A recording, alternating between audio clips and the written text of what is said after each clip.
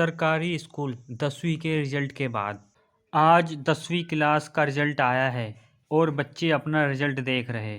सुरेश थोड़ी चिंता में है और फिर चेहरे पर हल्की खुशी आती है। Teacher, good job Suresh. अब 11th में कौन सी स्ट्रीम लोगे?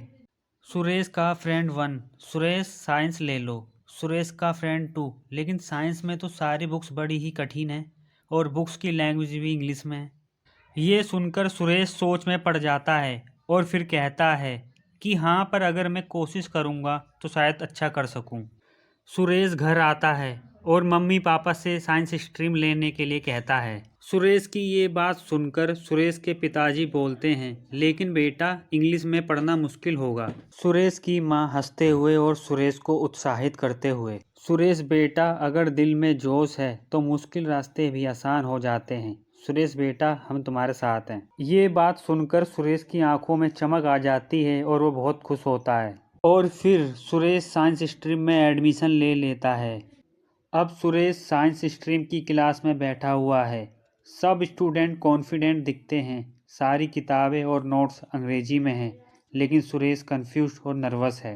क्लास में टीचर सुरेश से एक सवाल पूछता है, explain the Newton's first law. Suresh हिचकिचाता है और सहपाठी उस पर हंसते हैं।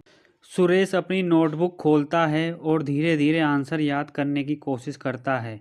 सुरेश सोचते हुए, इंग्लिश कठिन है लेकिन मैं पीछे नहीं हटूंगा। सुरेश मेहनत करना शुरू कर देता है। रात में टेबल पर बैठकर किताबें और यूट्यूब ट्यूटोरियल देखता है। हिंदी नोट्स के साथ इंग्लिश टेक्स्ट बुक्स को ट्रांसलेट करता है।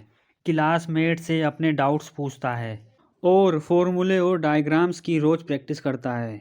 और फिर सुरेश अपने फर्स्ट एग्ज़ाम में बैठता है और रिजल्ट आता है 100 में से 50। सुरेश निराश होकर सोचता है, इतनी मेहनत के बाद भी ये अंक।